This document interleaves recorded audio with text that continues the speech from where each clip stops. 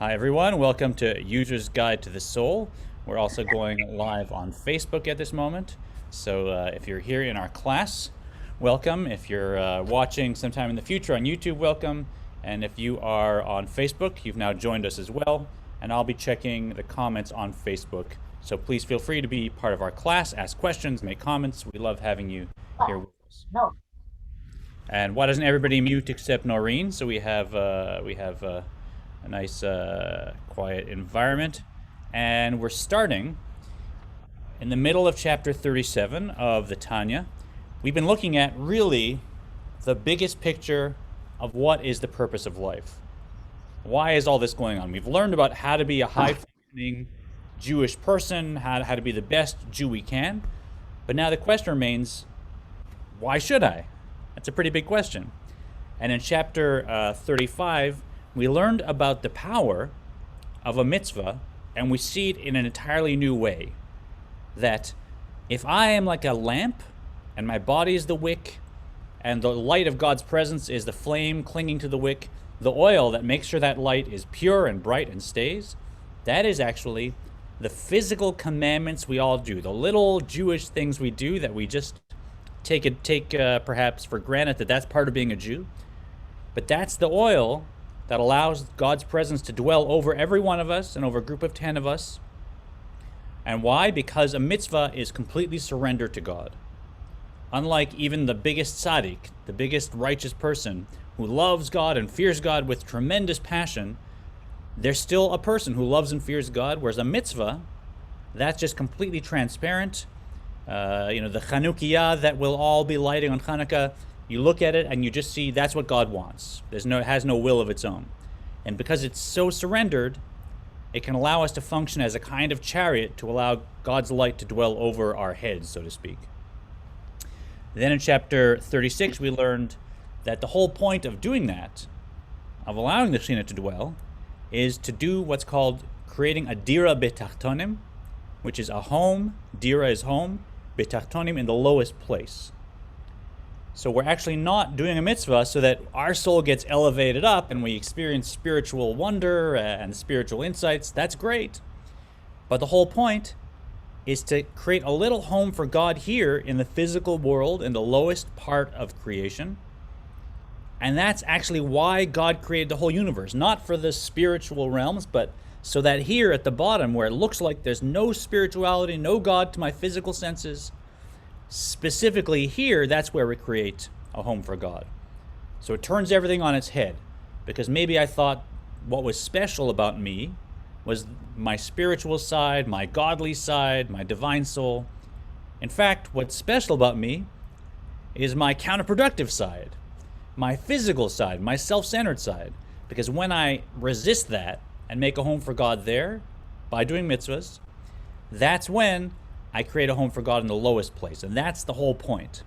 So a lot of Hasidus is really showing us the deep, really transcendental truth about such simple things as blessing wine with your family on Friday night, as lighting a Chanukiah, as doing simple physical activities. And that's why we ask that first question: what is this focus Judaism has about the physical activities, the behaviors? Why is that so much a part of Judaism? It's because of this. If you think that you're getting closer to God by having a spiritual experience, listen to what the Alter Rebbe is saying. God gets the most joy when you do a physical mitzvah and you create a home for God in the physical world. And that's not always the most spiritual experience for me, but it's what God gets the most pleasure from. Make sense? And now in chapter 37, we're learning the mechanics of how, in fact, the whole world gets swept up in that. And that it's not just me personally, I get the satisfaction of making a home for God, or my soul does its job. Really, the world is moving towards a tipping point where the spiritual becomes the main thing and the physical becomes the afterthought. In Reformed Judaism, we call it the Messianic era, but every stream of Judaism has a way of describing it in different opinions. Is there a figure? Is there not a figure? I'll leave that to the rabbis. But Reformed Judaism teaches history is heading towards a time when there'll be peace, when we'll be able to be completely full Jews as we can be with no one interfering, when we'll have a different way of looking at the world, more spiritual, more godly.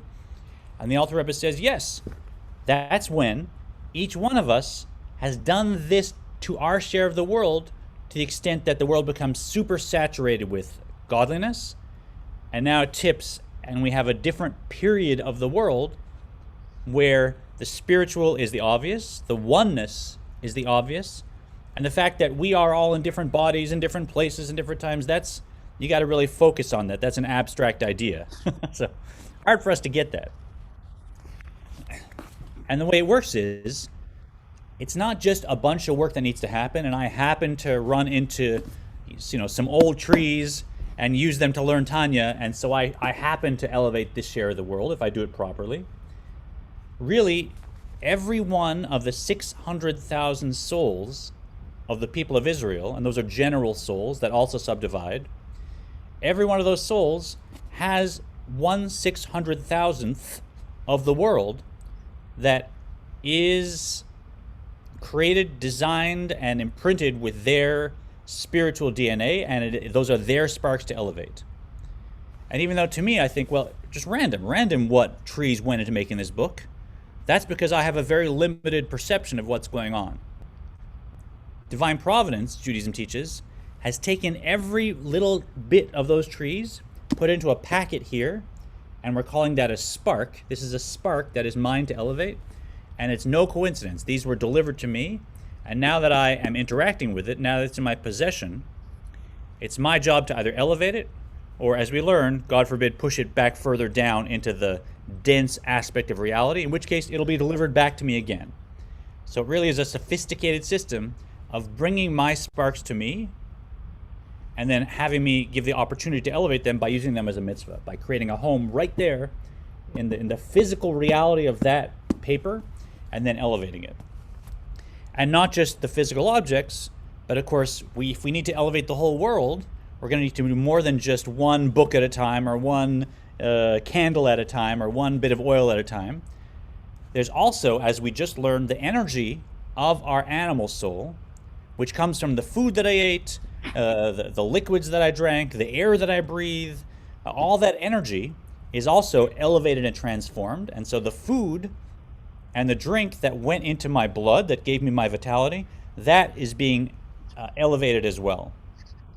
And we'll learn in addition also the finances that I have, the money that I earn, serves to gather a lot of the physical world and elevate it as well. So it really is a much bigger net. It's not just the star singing on stage, it's also the rest of the cast and the crew and the whole theater. The whole thing gets swept up in this, and that's how we, tiny group of Jews, Kabbalah says, are going to be able to elevate the entire world because of the process we're learning about now. Any questions before we go inside the text? Let me check on Facebook.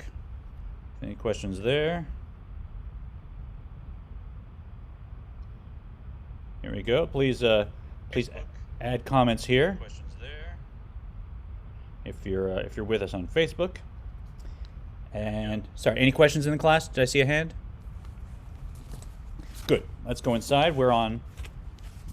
Let's start at bottom of page 506. I don't have that. Don't have 506? I thought we were on chapter 36. No. Chapter 37 now. Chapter 37.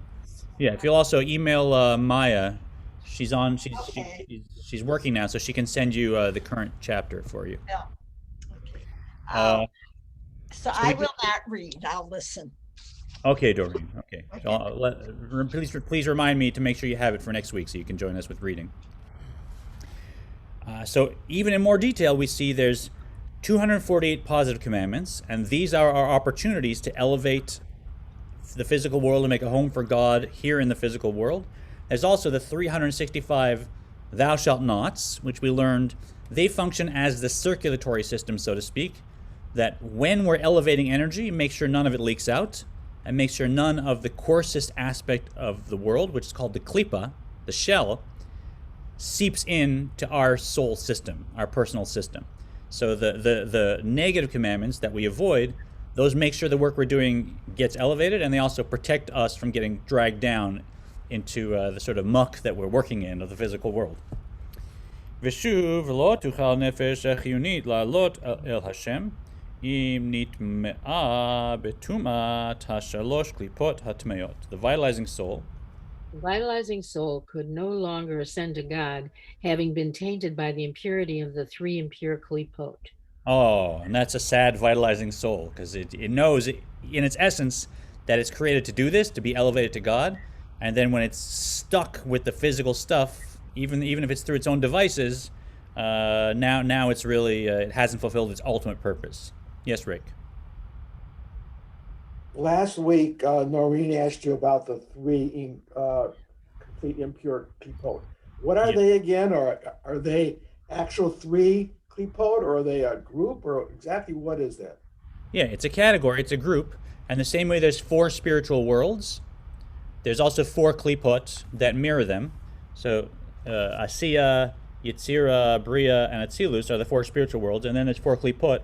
You got the first klipa, klipas noga, which has some light in it that's mixed in, and that's what we work with and we elevate it. It's the most neutral things. There's also 3 impure klipot that correspond to the 3 spiritual worlds, and those are physical shell that has no light whatsoever. So it's like the refuse. It's the garbage dump basically of physical creation, and there's no normal way for us to elevate it. We just are supposed to steer clear of it.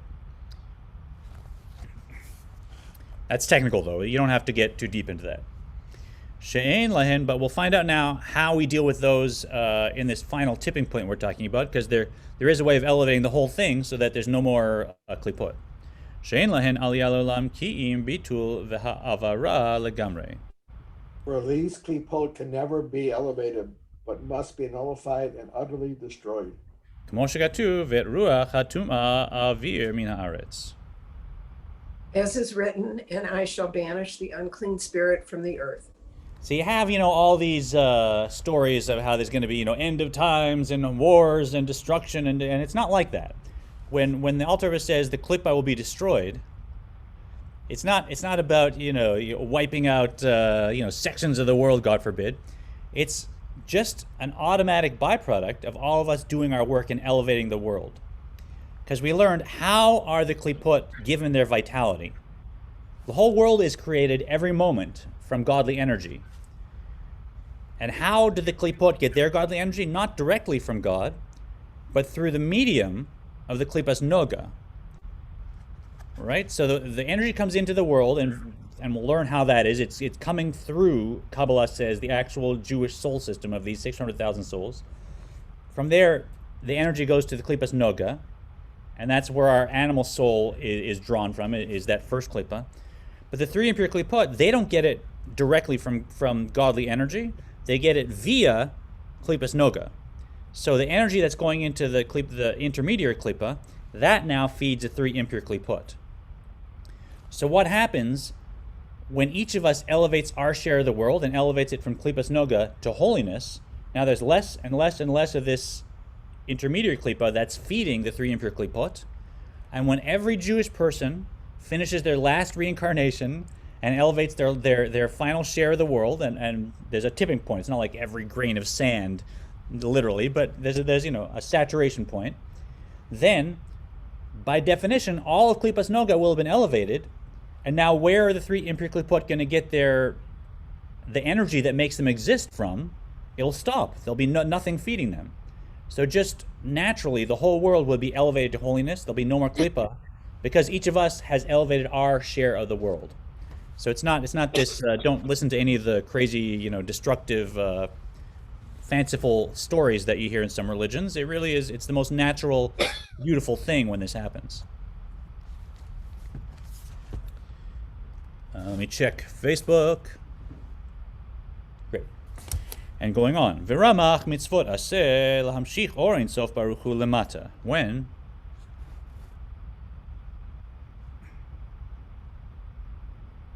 we at Sue Ellen or Ellen? I've lost, or Susan. Susan. I think it's Susan. When, furthermore, every individual soul will allow also the 248 positive commandments, thereby drawing down the blessed Ein Sof light below. Right? So we learned how the 248 positive commandments are like the organs of my spiritual body. And when I engage in all the ones that are appropriate, we're not going to do temple sacrifices at the moment, obviously, right? But all the ones that are available to me right now by divine providence, that elevates להעלות לו ולקשר לחייד בו כללות הנפש החיונית שברמ"ח איברי הגוף, בייחוד גמור להיות לאחדים ממש. To elevate to him and to bind and unite with him the entire vital soul, which is in the 248 limbs of the body, is perfect unity. Such is the effect of a mitzvah in uniting the vital animal soul with God so that they become actually one with him.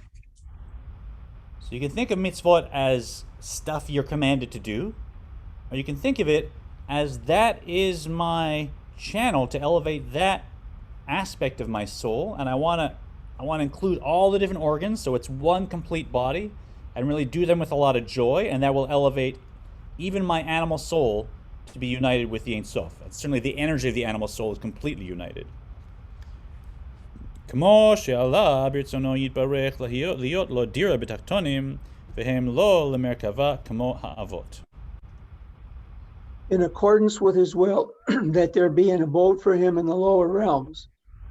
And so great is this unity that they, the limbs of the body with the vitality of the animal soul invested in them, become a chariot for God, as were the patriarchs, whose every limb was in total submission to the divine.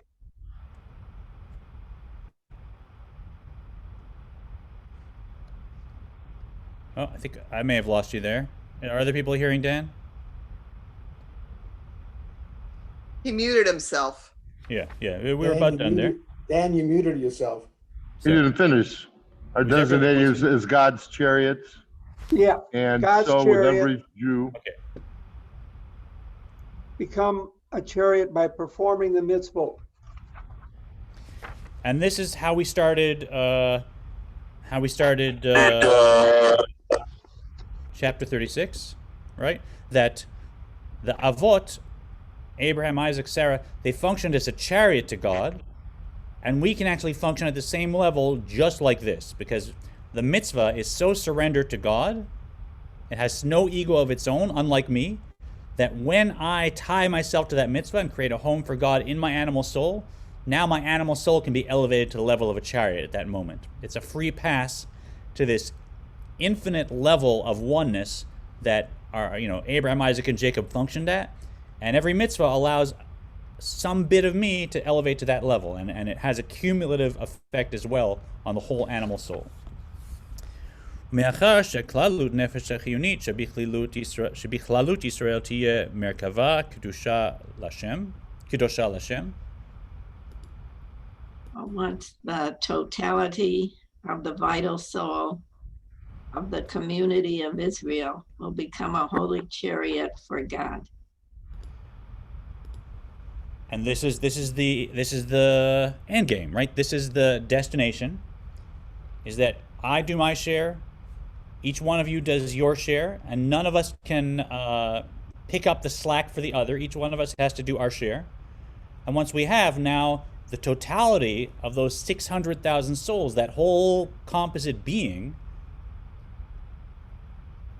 becomes a chariot for God and brings up the whole klippa with it, elevated into holiness, so there's no klippa left in the world. And the world is just automatically complete oneness, obvious holiness. Hard to imagine that we can still be in the physical world and be eating physical food and waking up and seeing our physical bodies, and yet our perception, our constant awareness will be of complete oneness beyond even what we had at Sinai, because now it's in the physical world too. So,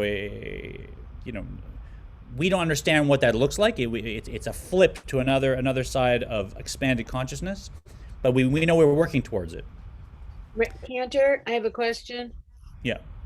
So it has if you do a mitzvah and all, it's elevated, it has a staying power then. In other words, it has to wait around for all the other mitzvahs to be done. Where does it stay? That's holiness, right? That's, I mean, whatever that is, it's not a physical place, right? It's above physical reality. But what we call a world, which is above time and space, that's a realm, a domain of total oneness, and it's quote unquote elevated to that place, and that's where it lives now. Now that piece of the world is considered holy, and the energy in it comes directly from godliness, is united with godliness. There's no ego involved in it at all. And it's like when you go to the kotel and you put your hand on the wall and you know it's holy, you know, where is that holiness living right now? It's with God, right? So I can't point to what that is. We say up, but it's not up. So Right? it doesn't dissipate. It's going to hang around. It is permanent. So the positive work we do is permanent. The good and the light that we create is permanent and can support a lot of negative, by the way. So it's not an even balance. If I've done a couple counterproductive things and a couple productive things in a week, the productive things light up the week so that the darkness is gone, and the counterproductive things I can do tshuva for and deal with them, but they're not even. The good is always outweighing the bad. But also the good is permanent. When I do a mitzvah, and I did it with the right intention, now it's locked in, it's part of holiness, and nothing's gonna bring it back down. Whereas when I do a negative, I can do tshuva and I can undo that, and eventually that gets washed away, so to speak. So yeah, we're banking the good, and the bad we keep scrubbing off. Okay. Good question. אזי גם כללות החיות של העולם הזה, שהיא קליפת נוגה עכשיו, תצא אז מטומאתה וחילתה ותעלה לקדושה. Is it... To me? Yeah, let's go with you, Joey. Then also, the general vitality of this world, which now consists of klipot noga, will also emerge from its impurity and sickness. The term impurity refers to the evil of the klipot. Sickness refers to the element of good that klipot noga contains, which is nevertheless the good of klipa, not holiness, and will ascend to holiness. So that's what happens. All of Klipot Noga ascends, and now there's no more energy to feed the three impure Klipot, and they're just gone. They were like a balloon, right? They got puffed and puffed and puffed and puffed up by the energy that we, by our self-centered activity, by our giving into our animal soul, we let energy go in and puff up the Klipa. But once Klipas Noga is gone and we've elevated it, now there's no nozzle anymore blowing up the Klipa, and we realize it was an illusion, right? Not an illusion like in the East for any of you seekers out there who are mixing the two ideas. So it's not an illusion like in the East where you say the world doesn't exist, it's an illusion, it's unimportant. It's super important. God created the world for us to elevate. But the illusion is that the Klippa side, the physical side of the world is so real that I can't undo it and convert it to holiness. So it's still gonna be a physical world. We're still gonna be hanging out together, learning together, eating, celebrating, all the nations of the world, all the religions of the world. There'll be other religions as well, not just Jews. But we'll all be doing it from the side of oneness, because we'll have elevated everything.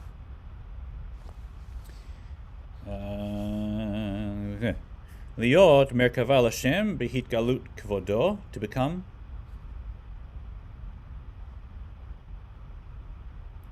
Let's go back to Noreen. To become a chariot for God upon the revelation of his glory in the world to come.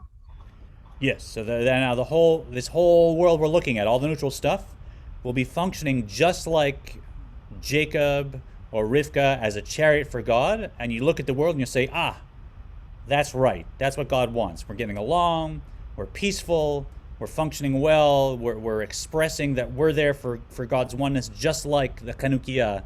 You look at every person, you say, yeah, they represent oneness in God. It'll be clear. Beautiful.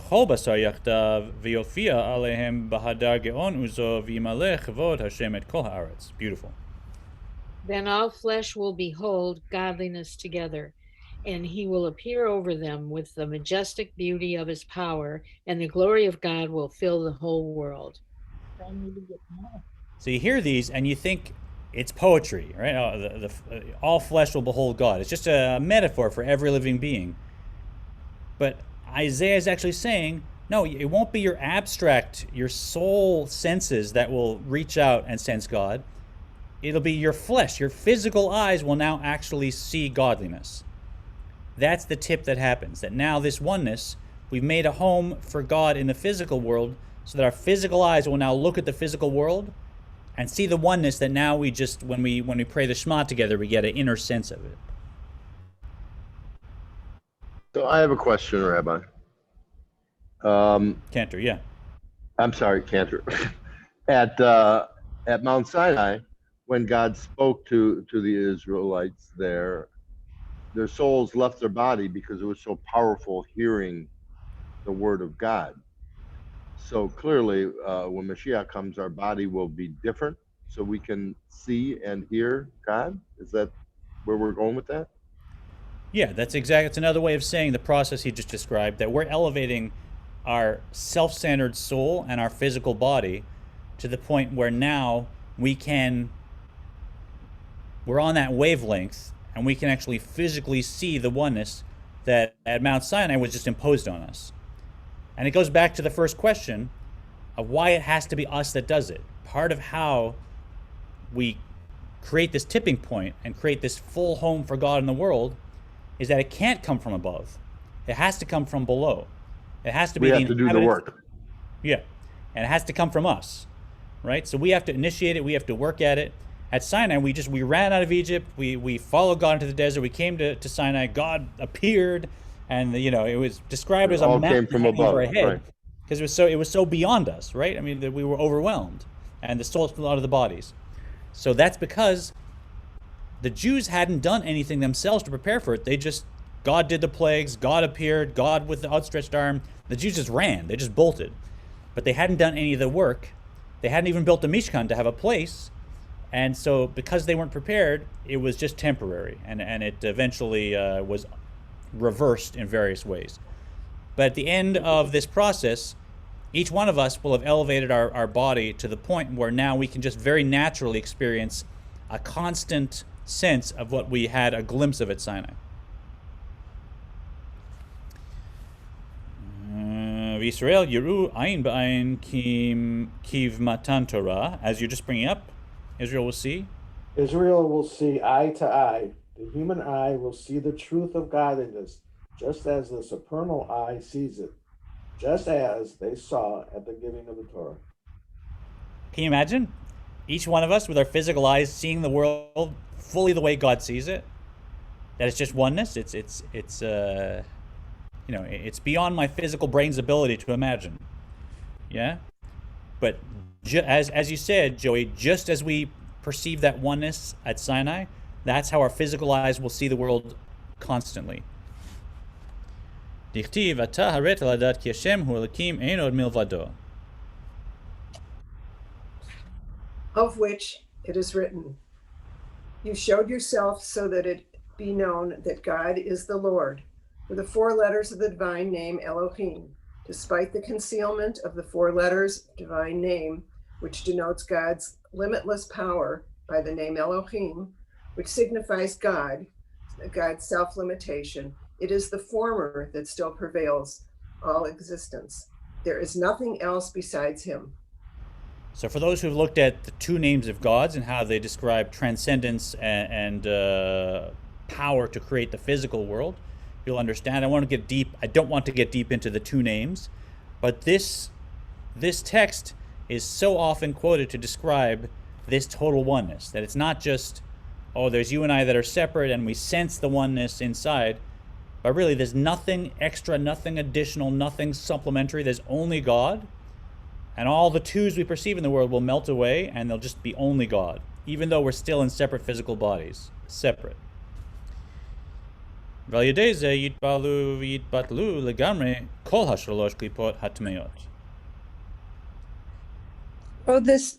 this ascent of klipat, noga, to holiness, the 3 unclean klipot will be utterly annihilated and nullified. right? They'll be surrendered, right? The energy will just evaporate from them, as we said. Where does their energy come from? Ki nikatan v'chayutan meha kedusha achshav hi al yedei klipot noga ha-memutzat beinehen. For the nurture and vitality which they now receive from holiness comes to them only by way of klipa noga, the intermediary between them. So really, if you have a situation in your life that seems too big, that seems like, how can you solve this? Keep in mind that whole scary looking situation, perhaps, its whole lifeline, its entire energy is coming through the klipa noga, is coming through the aspects of reality that we are taking to feed them. So it's their whole life is coming directly from us. And in the end, we have complete power over. We all have the ability to overcome any situation because it's us. It's our ego-centered activity that's actually feeding that situation. And the moment we get our act together and approach it maturely and with joy, suddenly the biggest problem just it evaporates. It deflates, and you realize it was just a very, very silly illusion that we were feeding ourselves and that we had the power to overcome. So whatever's happened in our lives, know that if we change ourselves, we change the whole equation. ונמצא כי כל תכלית של ימות המשיח ותחיית המתים שהוא גילוי כבודו ואלוקותו יתברך ולהעביר רוח הטומאה מן הארץ. It follows, therefore, that the purpose of the Messianic era and of the resurrection, namely the revelation of his glory and divinity, and the banishment of the spirit of impurity from the earth, תלוי בהמשכת אלוקותו ואור אינסוף ברוך הוא לנפש החיונית שבכללות ישראל בכל רמ"ח איבריה על ידי קיומה כל רמ"ח מצוות עשה. You can go on, Dan, if you like. Is entirely dependent on our drawing down his godliness and the blessed Ein Sof light upon all the 248 limbs of the vital soul of all Israel. For by way of the vital soul, all the world will be suffused with godliness. And this is achieved by the vital soul's performance of all the 248 positive mitzvot. All right, so he's bracketing the point we made at the very beginning of this chapter, the ultimate perfection of this messianic era that we at Temple accept and work towards, and the time of the resurrection of the dead. So there we have a little difference of opinions, but okay. Meaning the revelation of the Ein Sof light is dependent on our actions throughout the period of exile. That's the point of this chapter. And now he got back to it after 14 pages. So now you see that when we create that home for God with a mitzvah and we elevate the energy and our animal soul and have a light come down on our physical body, we sweep up that physical piece of the world and also all the energy that fed our animal soul, the food and the drink, and even, as we'll see, our financial resources that were part of it, and we elevate the whole thing, and we come one step closer to this tipping point that every Jewish denomination is working towards. Does it feel like a philosophy for life? Does it feel like it's this is a kind of big picture stuff to you guys? Oh, it's a reason for doing. It's the reason for doing, yeah. So, if you feel like it's too early, I don't want to get up, or it's too long, or it's too much, or this is what we rely on. The long path and the short path, that's our technique that we learned to learn how to become a Beinoni, perhaps, and really function at a high level, integrate our souls. But this is why. This is how you inspire yourself to realize you're part of a really sweeping universal task, and we have a share of the task ourselves, and that we're working towards something that transforms the whole world. And as I said, when we talk about Tikkun Olam as the big focus of Reform Judaism, that's exactly what Tikkun Olam is. It's more than just doing the right thing socially or changing someone's mind socially about an issue. It really is a very distinct, technical, kabbalistic, dynamic flow of taking chunks of reality and elevating the sparks within them so that the world gets closer to this state that Reformed Judaism works towards, the Messianic era. I love it. Ulhavir, right? Ulhavir ruach hatuma mimena bishmirata kol shasa mitzvot lo taseh shelo yinku mimena shasa gideha. And this purpose is also dependent on our banishing the spirit of impurity. Example, the 3 impure kalipot from the vital soul of all Israel. For by being banished from the vital soul, the spirit of impurity is banished from the entire world. And this is accomplished by the vital soul's observance of all 365 prohibitive mitzvot, thus preventing its 365 blood vessels from drawing nurture from the spirit of impurity.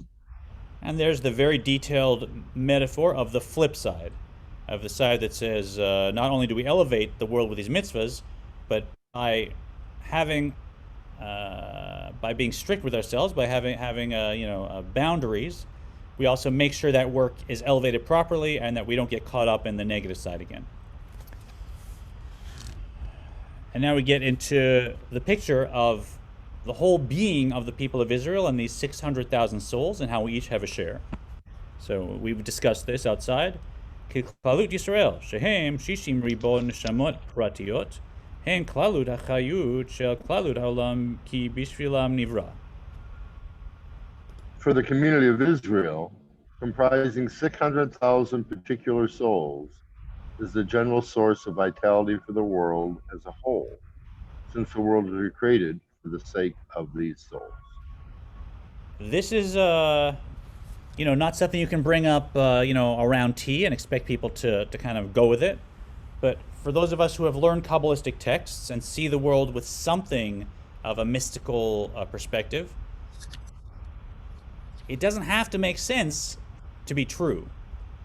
I often say, if I were a character in a book, and not even a character, if I were some person living in the world of an author's book, who could explain to me that this author in their imagination had created this whole fictional world, and that my whole existence and the whole country I lived in and all my ancestors that had been created were there just to tell some story about somebody in another country, some couple that met or something that happened or some struggle someone's having, and the author wanted to tell the story of these characters, and so it created a whole world once upon a time, and now I was a character in that world, and that the whole point of the world was because of these other people, and that was the vitality of this whole fictional world. It's not fair. How could you say that? There's billions of other people in the world. How can it be all for this couple or this family or this situation? But tell that to the author. Tell that to the author of any book that said once upon a time and created a fictional world, a fantasy world or whatever you like, and it's nothing to them to create a whole world to tell a story about a small group of people. And now look at the Torah, look at the Jewish people, and look at God before the world created, looking into the Torah, as they described, discussing with the Jewish souls and tzaddikim, should I do this? They existed before the world, and then creating a whole world which takes nothing for God. God just says it and it's there. God just wants it and it's there, right? And now the whole world's created for the sake of the Jewish people, because God wanted mitzvahs. It's crazy to accept it, but if it's true, now I see, the vitality for the whole world is coming through these 600,000 souls. Just like once upon a time, there lived a prince in a land far away, and now the vitality for the story is coming through the story about this prince. That was the point. That was the idea that led to the creation of the world. And if God hadn't thought about the tzaddikim and the Jewish people, so there'd just be God right now and no world. Yeah, I saw a hand up. Yes? This always is a lively discussion, I'm sure. Yeah, but we really don't know if it's true or not true. I mean, it's just a matter of faith, isn't it? Yes, no one can argue with that. I would never argue. We do not know if it's true or not true. It is a matter of faith. There's no way to prove or disprove this. But I will say, from the perspective of doing a mitzvah, or controlling my behavior or elevating my soul, am I going to function better if I think the whole world depends on me? Or am I going to function better if I think, well, I'm just a random guy, and what does it matter what I do with my possessions? It's nobody's business, right? So, I would say, even though we can't know, we've seen over and over the level of functionality, high functioning, that many Jews have achieved by internalizing this. God forbid, not saying other created beings are not infinitely important. We respect everything as a creation of God. But just to inspire myself to say, yeah, this is real. God's depending on me. And it's not about what I'd like to do. It's about giving pleasure to God, because that's why I'm here, and that's why the whole world around me is here. So I become very serious if I take it as my lens, even though I can't prove or disprove it. There's a story that kind of illustrates it. This idea that nothing is random, that we're always meant to create a home for God wherever we find ourselves in whatever situation, and that the world is depending on us, and that you're never in the wrong place. And that is, there was this organization, Chabad Hasidus, they have conventions all over. And actually there was a convention in Michigan, I don't know what year, way back, of female leaders in the Chabad community. So they all, I don't know how many came. It can be thousands that came to here to Detroit. And they had their meeting and they did the thing. And then there was a big snowstorm that hit. I know we all know what that's like. Travel shut down. And then all these moms of families and leaders of communities, they were all stuck here, unable to get back to do the things they've been planning to do. And they were very frustrated because here they are just stuck in Detroit. And so they wrote a letter to the last teacher of this tradition, Menachem Mendel Schneerson, the last Rebbe of Chabad. And they said, what should we do? We're all stuck here in Michigan. There's a snowstorm. And the Rebbe replied to them, the Rebbe has a secretary. The secretary said to them, the Rebbe doesn't understand what stuck means. The Rebbe doesn't understand what stuck means. He said, what do you mean, stuck? It means there's a snowstorm. We can't get out of here. And the secretary said, I know. He knows the definition of the word stuck, right? You're talking about a genius. He was so beyond anyone's intellectual capacity, as a scholar, you can't imagine. So he wasn't saying he doesn't know what the English word stuck means. He means that's not a concept that makes any sense when it comes to a Jew being somewhere. That if you're in Detroit and you can't get out, that means there's some share of the world there in Detroit that you're meant to elevate. And divine providence is saying, no, I'm sending you here, I'm keeping you here, I'm making sure you do the work to elevate this share of the world so we can all get to this destination together. And it's not stuck, it's an opportunity. And he even said, and because we should learn from everything happening around us, every virus and every party and every plant, everything that's happening around us also has a lesson for us to learn. You should learn from this storm, and you should go out into Detroit and Michigan and find ways to elevate the area. He said, Mita Sturm, with a storm. Do it with like energy, and just like the storm is sweeping in. And that's really how this can inspire a person, that we see that wherever we are, whatever we're dealing with, no matter how seemingly mundane or frustrating, we're never stuck anywhere. We're always exactly where we're meant to be, and we have the capacity to transform and elevate that share of the world that's in front of us right now. Right? That's the way you approach life from the most positive attitude. Let's do a little more inside. Right, so that's all 600,000 worlds. That's the world. The physical world was created for the sake of those souls elevating the world. וכל פרט מהם הוא כולל ושייך לו החיות של חלק אחד מ-60 ריבו מכללות העולם. Each. I think we're back. Joyce, do you want to read this one? Bottom of 510.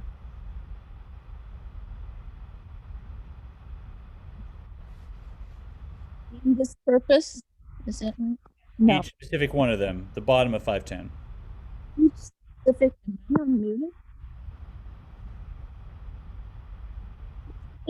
one of them contains, and to each is related the vitality of 1/600,000 part of the entire world.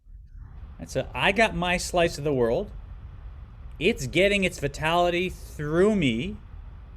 And if I let my animal soul run the ship, now a lot of that energy is going to get leaked out into the klipot, and it's going to create all these scary looking dysfunctional situations around me. But I'm the one creating that because I haven't gotten my house in order. But if I follow these directions, have some discipline with myself, do some positive things, I can reverse the whole thing, and I can take care of my work. And guess what? I can't rely on Susan or on David to do my work. If I don't clean up my room, it's going to sit there waiting for the next situation and even the next reincarnation for me to deal with those same sparks again. And by the way, every one of us will do this, right? So there's no question in Kabbalah, is this going to happen, right? We know that it will happen. The only freedom we have, the only free will we have is how long we're each going to take to get it done. So when you have a situation in front of you that is really a divine spark, you are going to elevate that spark. We know that. Kabbalah says it will happen, but you have free will.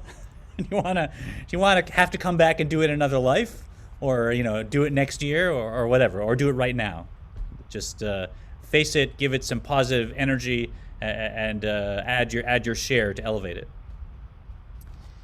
Ha-talui b'nafsho ha-chiyunit laha'aloto l'Hashem b'aliyato. Noreen? Isn't it Paula? Did I This miss part my of the order? world depends. Yeah, Paula, go That's ahead. all right. Sorry if I missed you. Go ahead, Paula. This means that one elevates his portion of the world by his partaking of this world for the requirements of his body and vital soul in the service of God. By using the objects of this world that one's body and vital soul need for the sake of serving God, one elevates his portion of the world. Yeah, and we had the previous, this part of the world depends on his vital soul for its elevation to God through the vital soul's own elevation. So as we learned, Missed it. there's a whole piece of the world that's riding on my maturing, on my succeeding, and that is automatically elevated when I elevate myself. And I'm elevating the lowest part of myself. I'm making home for God in my animal soul, not my divine soul. That doesn't need fixing, so to speak, from this perspective. And that's a key piece, right? We often think I'm doing this so my divine soul can be closer to God. And yeah, I know that the divine soul, You're freezing up, Cantor. it's, pardon me? But from this perspective, it's only the animal soul that matters. The whole point is elevating the animal soul and elevating my self-centered drive, because when I do that, that's when I elevate the klipa. And that's when I make a home for God in the lowest aspect. דהיינו במה שמשתמש מעולם הזה לצורך גופו ונפשו החיונית לעבודת השם, כגון אכילה ושתייה ודומיהם ודירה וכל כלי תשמישין. תשמישיו. For example, let's go to, oh, you moved around. Is it Rick now?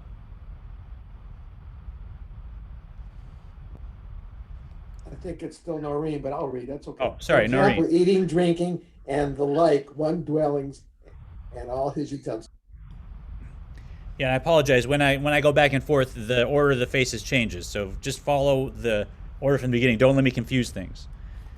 But this is what we learned. It's not just the object. It's also all the eating and drinking and everything my vital soul needed that also gets elevated. So I'm collecting and sifting through much bigger chunks of the world than you'd think. Even as we're sitting here just learning, we're using all the energy each one of us took in for our animal soul for breakfast, and if we're doing it right, we're elevating that. Let's go till the 26th of Adar, 2 more chunks. Ele sheshishim ribo neshamot pratiot, elu hen shirasham v'chol shoresh mitchalek l'shishim ribo nitzotzot, shekol nitzotz hu neshama achat.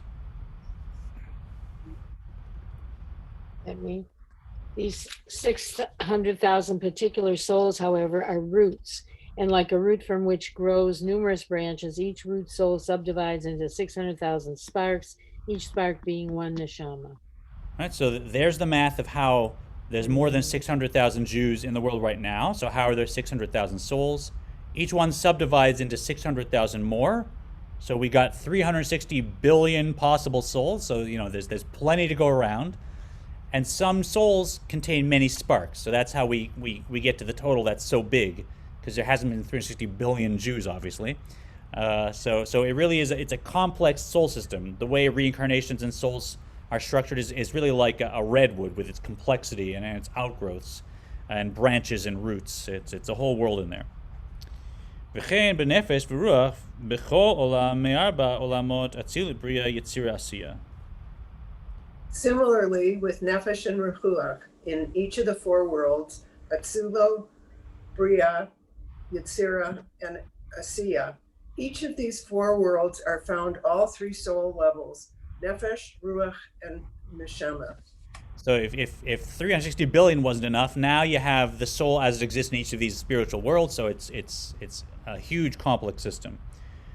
And when we start next week, we're going to go into really revisiting this idea that we're comforting the Beinoni, and we're saying to a normal person that can't be a tzaddik, this is not Judaism 101. This is not remedial Judaism where, a tzaddik can have this love and oneness with God and transform their animal soul, and you can't, so here, this is your Judaism. Just create a dir b'tachtonim.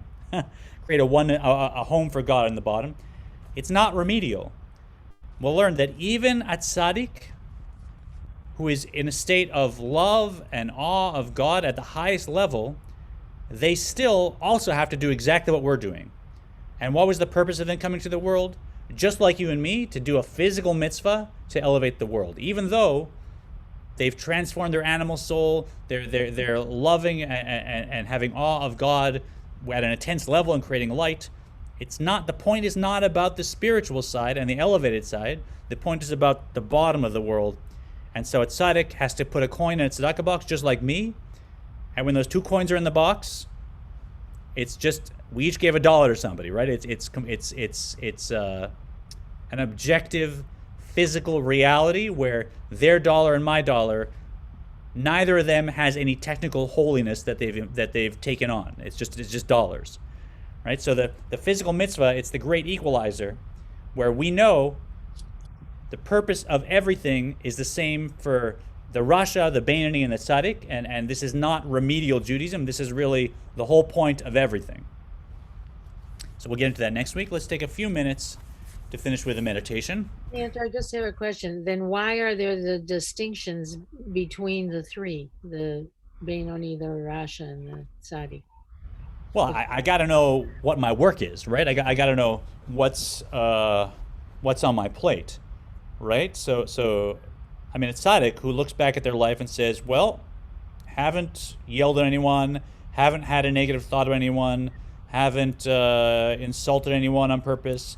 I followed every halakha that I intend to. I spent all my free time studying Torah. Okay, probably a Beinoni. I mean, maybe people are saying I'm a tzaddik, but I'm probably a Beinoni. I'm there's nothing I look back and I say, I messed up that. They probably don't have to focus as much as I do on watching themselves and changing their behavior and finding a mentor and finding categories where they can get better and refining themselves. That's probably not their work, and they don't need to focus as much. They should consider themselves a Beinoni so they don't backslide. But now their job is something else. It's elevating the world, but they still have to do a physical mitzvah. Whereas me, I know where I stand. I know I've got, very, very classically, technically defined as a Rasha. Right? So there you go. And there's ways I can improve, and I'm trying to get closer to a Beinoni in this level and in that area. I know that's my work. But the reason I'm doing my work is to do the mitzvah, to make a home for God. And same thing with a Beinoni, a real Beinoni who is still struggling inside and has all these urges that might come to them, but they always do the right thing. They always think, say, and do the right thing. Well, their work is to continue the struggle, and they know they have to keep struggling, unlike the tzaddik. But why are they struggling? To do a mitzvah, make a home for God.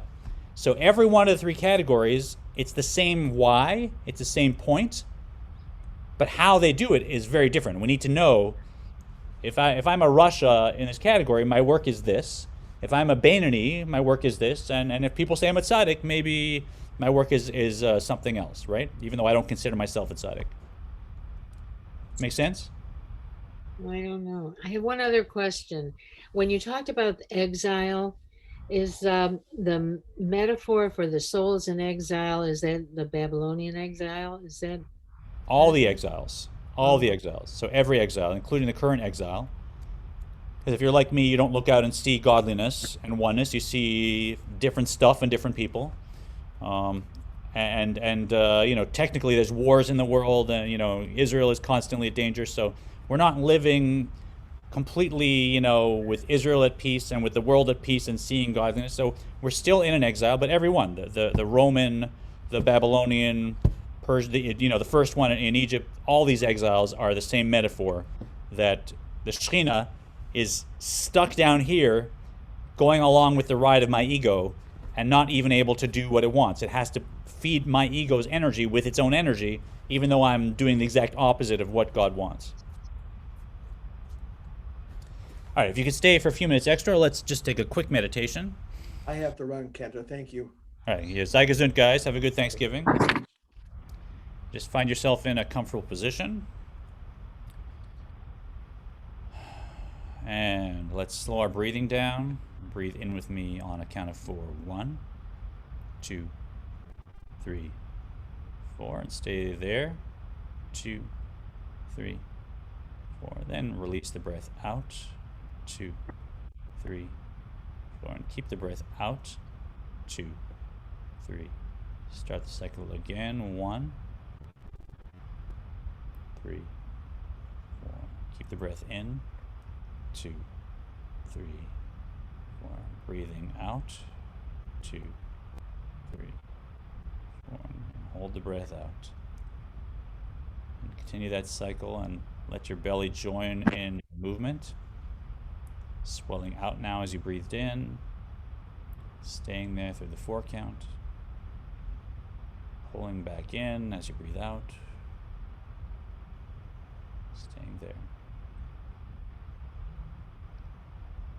And keep this cycle and know that opening up your breath and letting your breath flow properly is the best way to ensure the proper flow of your soul, as well as physical health.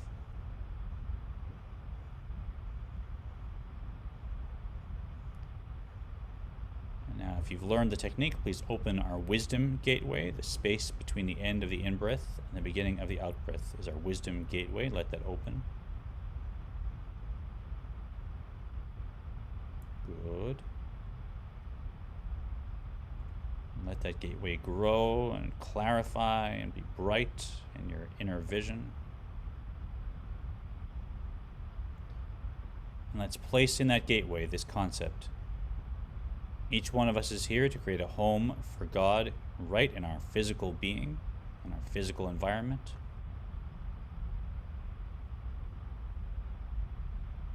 Just let that image fill your gateway.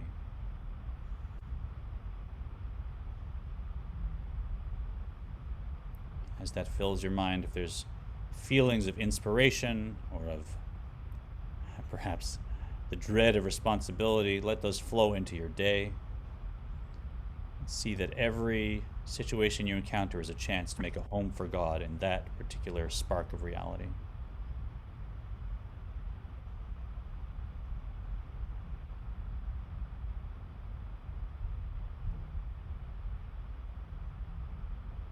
Absolutely invite anyone who's comfortable meditating to remain in this contemplative state for 5, 10, 20 minutes and see the results flow into your day. But if you're with us, let's wiggle our toes, open our eyes.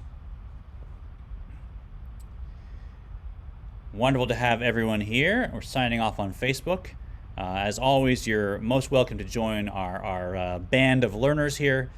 Just email Maya, M-A-Y-A, at temple-israel.org, and you can join in on the class in real time.